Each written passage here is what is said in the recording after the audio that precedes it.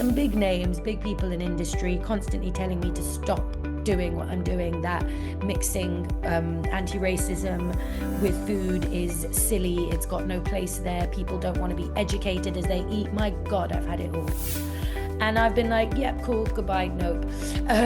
So Kabul Nights was a way to really show people you can have an amazing time, you can have food, you can have drinks, whilst also learning of what food is, community, togetherness, sharing. So art, like people putting their souls on a plate and going, here you go, my mother made this, now I've made it and changed it. This is now part of me. What do you think? Hi everyone, and welcome back to In Sync. I'm your host, Anmol Irfan, and our episode today focuses on the one thing that really brings people together, food. Our guest for this episode is a chef, global food and beverage consultant, and co-founder of Q Point Barbecue, an Afghan barbecue restaurant in Brick Lane, East London. Mursal Saiq's food journey has been shaped by her own from Afghanistan to the UK and is all about building communities through food, particularly communities of people that have, for too long, not been allowed a seat at the table. Mursal, I am so excited to have you here today and talk all about the community work that you are doing. Thank you for being here. Thank you so much for having me. Thank you for your constant support and just totally understanding who I am, what the business is. It's such a pleasure. So I can't wait to get started to talk about, the journey behind Q and everything that you've been doing. But with so much on your plate, I think what I would love to know is what gets you out of bed in the morning. That is a great question. It's taken me a few years to perfect this and understand this, but I actually get up really early. I get up at like 4:30 a.m. and I take 2 to 3 hours just to myself. Like just to myself. There is no work, no communication, and I can't actually start my day unless I meditate.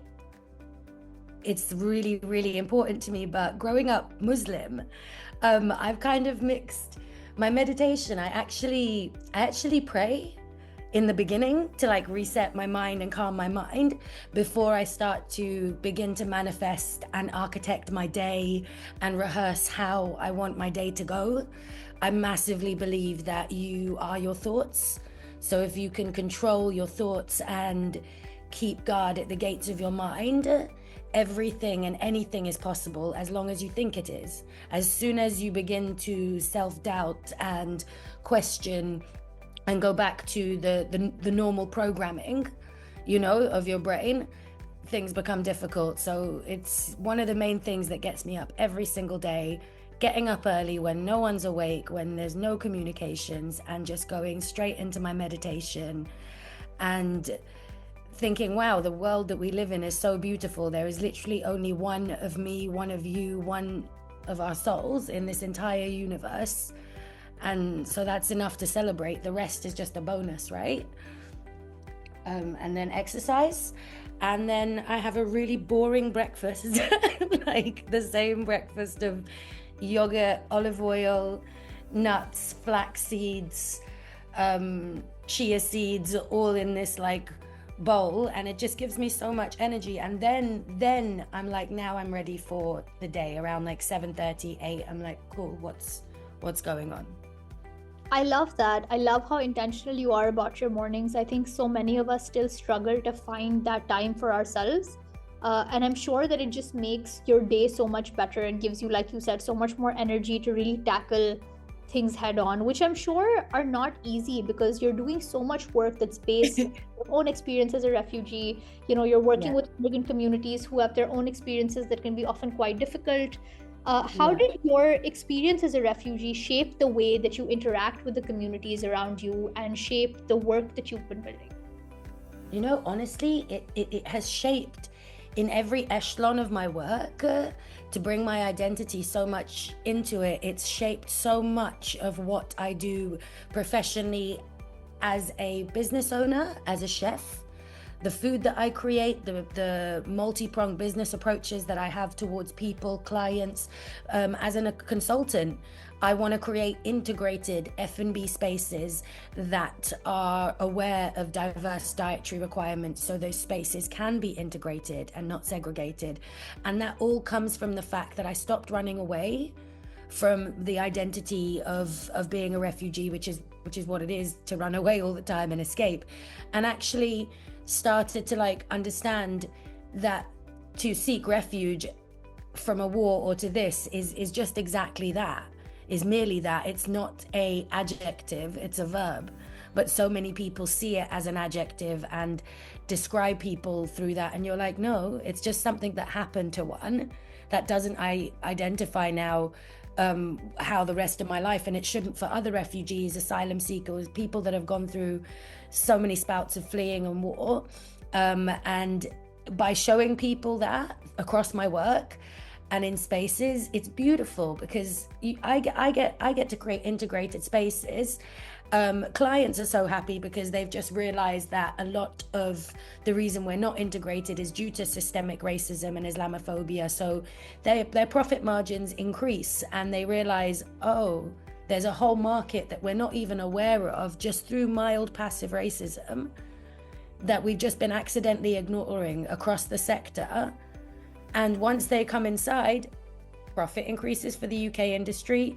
The actual, not just hospitality, because it's the fourth biggest employer, the entire industry increases.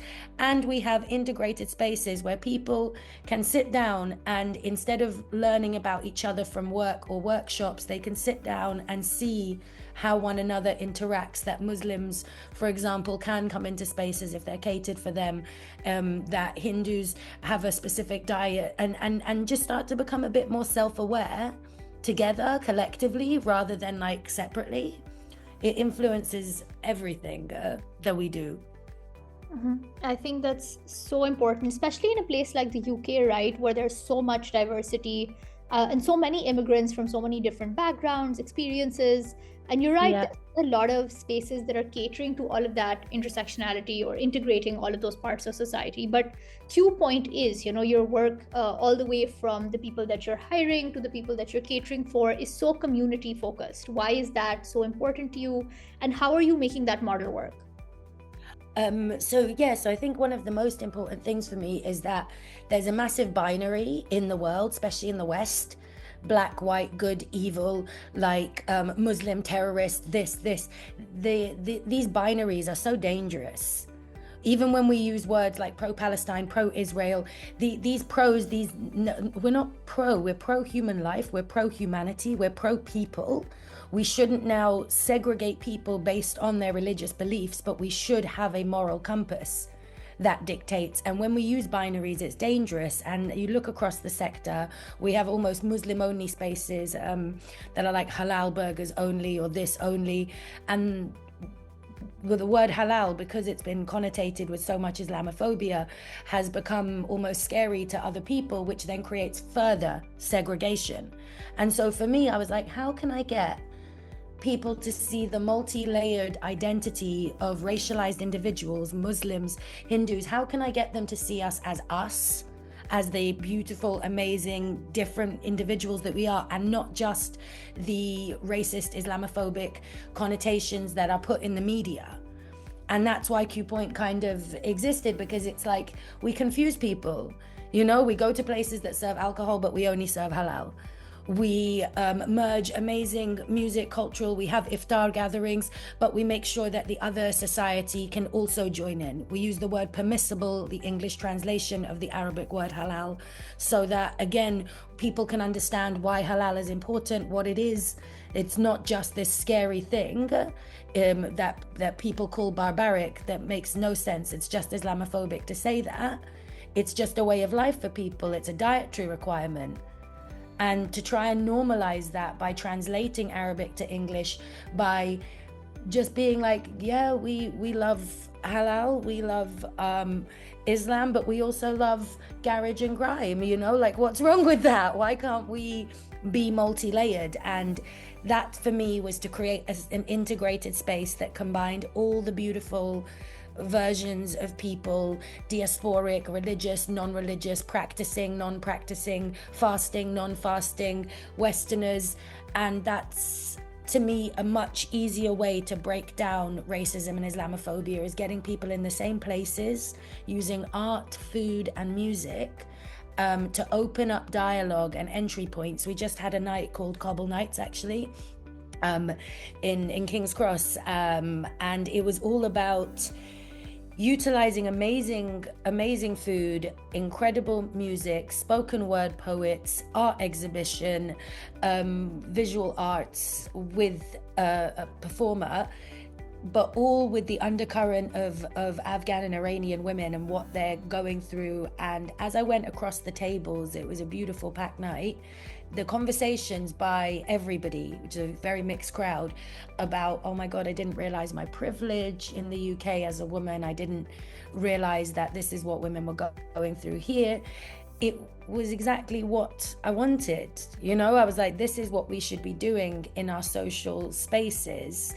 We try and tackle racism and prejudice and things within work spaces, within these almost corporate spaces, whilst entirely ignoring our societal spaces and our duty that the places we have some food and have some drink and hang out together, one must, I believe, have a duty to those consumers and those clients, not so much to educate, but to integrate them and to show them, like, there's actually a whole different world you don't know about, because the passive racism within the sector and the systemic racism actually prevents you guys from sharing a seat at the table and allowing yourselves to have a conversation and allowing each other to make decisions about one another, not the media, not the conglomerates, not advertising.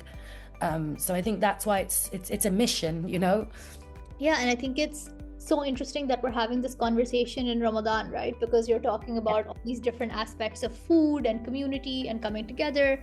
And we do see that Ramadan sort of becomes this space or this time where a lot of people who aren't Muslim or may not necessarily be practicing do bring in that community aspect. Yeah. And it really makes you think about what food can say to people, what food can do. And that's why I think I find Q Point so interesting, your restaurant, because, you know, you're taking this traditional idea of like a British barbecue and you're pairing it with these very authentic Afghan influences, but at the same time, it's your story of being in two different places at the same time, you know, of being British, of being Afghan, of the stories of all the people that you hired, of all these immigrants, these refugees who you are empowering, who you're giving a seat at the table. So for you, how does food become a way for people to connect with their identities? Oh my God, so I studied history and political philosophy, and as soon as I started studying it, I became disillusioned quite immediately. I was at Goldsmiths in UCL, and I just, my brain couldn't fathom. I was like, wait, but this is a very small scope of history. You know, this is a very Western scope of history. What about the rest of history? What about my history? Each time we'd go to the GCSE book of like what happened in Afghanistan, at this one piece of tiny little subtext about it, then gone. And it was, and that's when one starts to learn that history is written by the victors for the victors. So people like refugees, asylum seekers, immigrants, the diaspora, we don't have our histories recorded in certain places, meaning as we weren't the victors, our identities are explored, because you don't study history academically in order to change history. It's the first thing they teach you. You study history in order to identify and to figure out what people's identities and what nations' identities are. So if for immigrants, we don't have the written history, the history we retain, and this is why I became obsessed with two histories, oral history and food history, because these are the two that immigrants, no matter what happens to them, what their English language barriers, their acquisition barriers, their all these barriers, they always retain their stories and they always retain their recipes. And so it's like, if what we have is food and we've always been able to share. When we first came to London, our English, to the UK, our English was not great. My mum didn't speak very good English. We came to Hackney, which was the space that most refugees, asylum seekers and immigrants would go to. And she made friends immediately with a Yemeni woman and a Somali woman. None of them spoke English. We were all in the same bag. And now their daughters are my best friends to this day.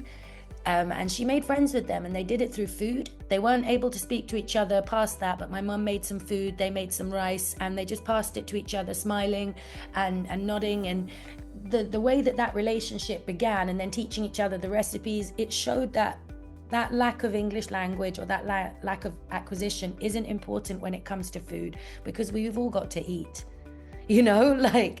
And then the further I went down to the recipes and the further that I looked into food history, the importance of it, particularly for immigrants, for grandmas and mums that have shared these recipes.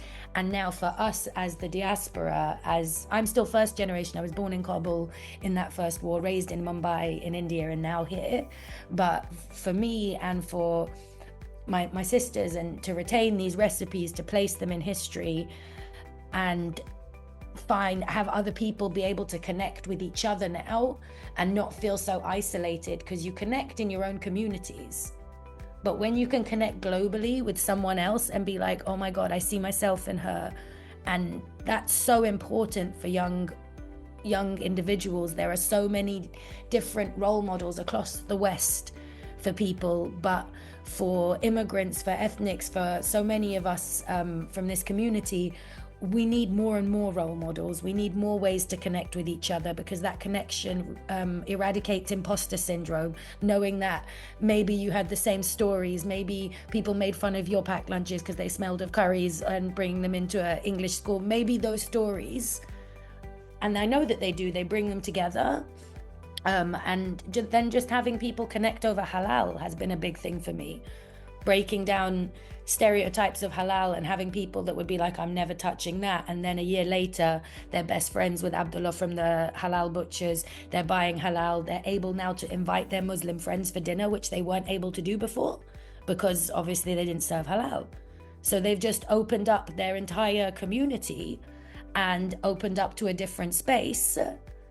To me, it's just the best way to connect and the best way to break down quite difficult topics and spaces through something that all of us in the whole world, par our socioeconomic background, par our ethnic identity, all of us share food.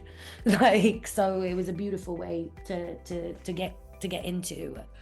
I love that so much. I've just been smiling the whole time that you were answering. And sharing those experiences, especially with your mom and all the other women in the community, sharing through food. Food is so healing, and everything that you shared sort of made me think about when I was studying in London, and my friends who were British really wanted to host like a traditional Christmas dinner for me and my flatmate, because they wanted us to, sort of be part of the celebration. And so we specifically planned that we do it earlier, before we all left for the break. And it wasn't, instead of asking me to like source my own halal meat, for example, they made the effort to find a halal turkey that we could all share. And I just thought that was such a wholesome moment. It made me feel so important. It made me feel like I was an important part of the group. And so obviously on a larger scale, what you're doing with these communities, like I think food really is so healing, isn't it? It's so healing. It's so much of our identity. Like you smell something, or you see something, and it reminds you and takes you back to a place or a story. It's a memory.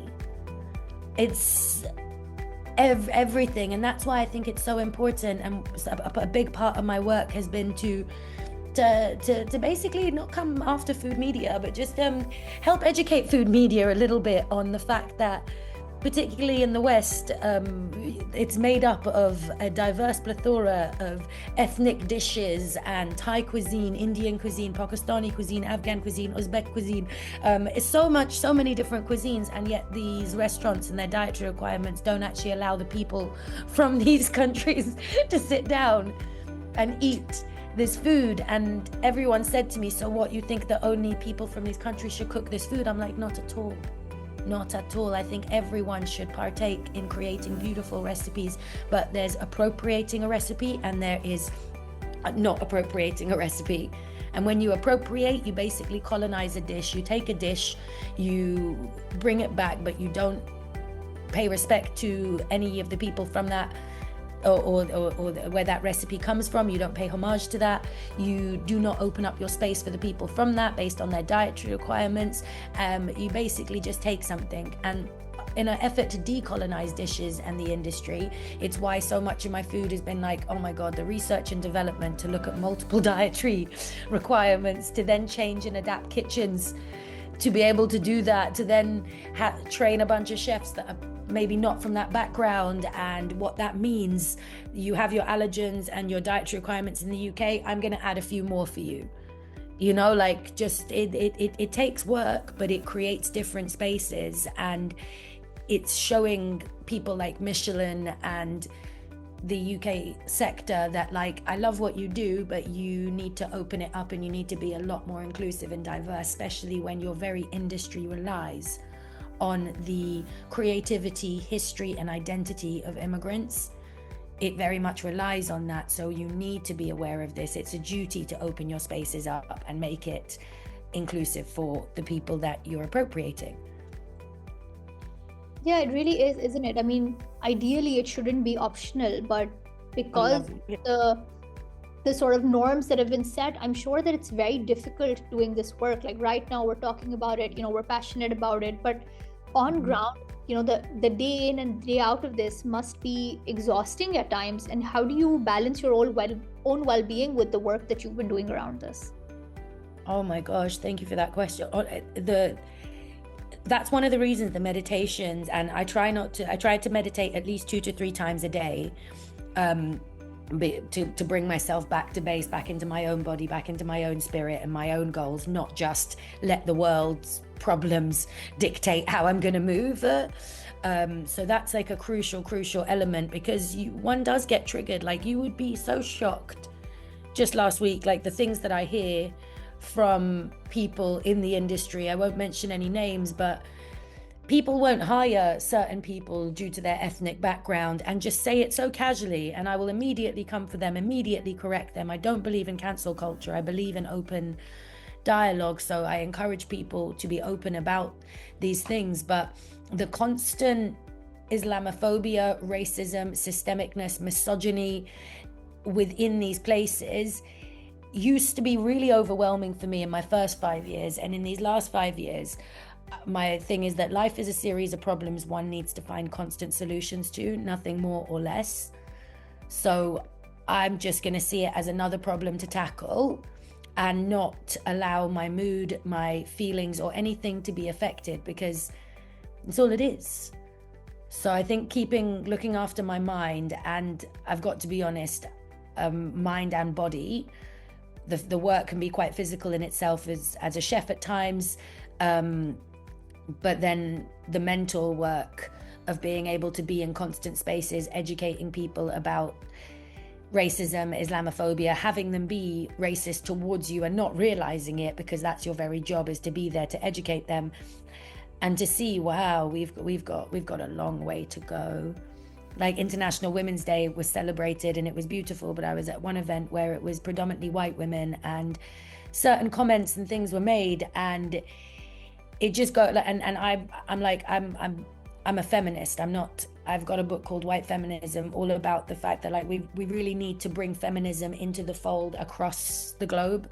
There are many women across the world, not just within the West, that we continue to focus on. So I think one of the biggest ways is to work out quite a lot, and look after my body, eat as well as I can, and to meditate as frequently as I can, because I could get trauma triggered like I used to when I was quite young and be like, oh gosh, did that person just say, yep, they did? Like, I can't get angry at this. I need to just hold them, what I call compassionately accountable. Say, this is a safe space, but what you've said is wrong. What you've said is racist, and it's going to affect you when I call you that, but I need you to know that's what it is. But it doesn't mean that you are now a cancelled individual, that your entire life is ruined. It just means we're in a systemically racist and Islamophobic and anti-Semitic world, and we all need to unlearn all of those things. I think that's a great way to call people out. I love that, being compassionate about it, compassionate accountability. It's so important, like you said, right, to not cancel people, to keep doing the work, because you need to work. I mean, you can't keep preaching to the choir, right? You always need to be working in areas, in different fields, and you are doing that. You're doing so much. You just mentioned Kabul Nights, which I would love to know more about. You have some other projects coming up. Tell us a little bit about that. So Kabul Nights was like probably a lot of my work, as you've seen, is from my heart and my soul. It's got so much of my identity in it. But Cobble Nights basically had all of my identity and heart and soul. It's why it kind of took me a while to recover from it. It was going a little bit like going, cool, we're gonna go and do some really amazing British Afghan barbecue dishes that are slightly more traditional. But we are actually, the focus of this is not just the amazing food, the amazing paired drinks by my friends at Bone Idol, but the performances. We're going to integrate art, we're going to integrate speeches, and we're going to integrate music and exhibitions, all about what it means to be an Afghan woman, an Iranian woman, the plight that these women are going through, and have the focus on that as people eat. Like, it's not stop eating, it was casually, I just want these conversations to go on as you consume your food, and show people, because I've had a lot of, for the last 10 years when I started my work, some big names, big people in industry constantly telling me to stop doing what I'm doing, that mixing anti-racism with food is silly, it's got no place there, people don't want to be educated as they eat. My God, I've had it all. And I've been like, yep, cool, goodbye, nope. So Cobble Nights was a way to really show people you can have an amazing time, you can have food, you can have drinks, whilst also learning through the arts, not aggression, not, let's talk, no, let's use the arts to show people who we are, to bring them into our campaign. Let's get allyship together. Let's use this platform, which I find as a postmodernist way better in getting people onto the side of not being Islamophobic, of anti-racism, because it's what works. We're in a society that has a lot of social media, advertising, a lot of temptation, a lot of, all this fun. How do you affect a society that has so much noise and bring them back to a moral compass where we can all together, say, listen, these people are dying over here, this is not good. Just because they're Muslims shouldn't mean we ignore them. Saying it at them doesn't work. Showing them, using arts, using the things that people love, turning those things on their head and almost confusing people, now that works. And I've believed in it since forever. If I want to convert people to halal, I make a narco, I give them the narco, they love the narco, then I say that's a halal narco. And like, it's really hard for them to reject it, because one, they love it, it's delicious, it's now part of them. And it's literally called digestible DNI, because now it's in you, it's hard to reject it. Now you're part of it, it's hard for you to be Islamophobic and ignore the plights of Muslims. Next time you read a piece of paper, you might remember that you went to Cobble Nights, you saw these amazing people from refugee backgrounds, from asylum seeker backgrounds, performing this incredible work, you love the food, maybe your head, And so I think that's why it's a big thing with Cobble Nights, to like continue to just show these identities and continue to use music, art and food to break Islamophobic and racist barriers in a subtle way without jumping down people's throats. This is how we change our society to care again. We do it in the places that they have fun. Like, I think it's important to have fun along the way, right? At the end of the day, we're trying to do the important work and we're trying to make some big changes, but we also got to feed our souls a little bit, and I love that Cobble Nights is doing that. Oh my God, babe, it's fed my soul, and it fed so many people's souls to listen to the poetry, to go home and be like, oh, that line really stuck with me, that dish really stuck with me.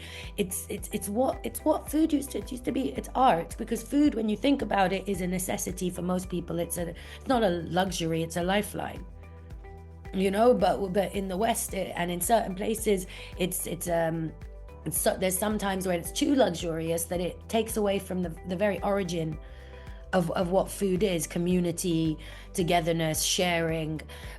So art, like people putting their souls on a plate and going, here you go, my mother made this, now I've made it and changed it, this is now part of me, what do you think? It really did fueled my soul. And just being back in Brick Lane with the Truman Brewery, at Juju's, and being in a place where I grew up, because of the fact that it was such an immigrant heavy space, and being here, feeling so comfortable here, feeling so at home here in Hackney has been a bit of a pleasure. I think that's a beautiful note to leave our listeners with. So Mursal, thank you so much for being here today, for sharing your journey, for being so open about your experiences. I think all our listeners could really benefit from this. And if anyone's in the UK or in the area, I would really encourage you to go and try Q Point, attend the events that they're hosting, really be a part of that community and really feel the spirit of community that we've discussed here today. So once again, thank you so much for tuning in, and we will be back with another episode very soon. Thank you. Thanks for having me.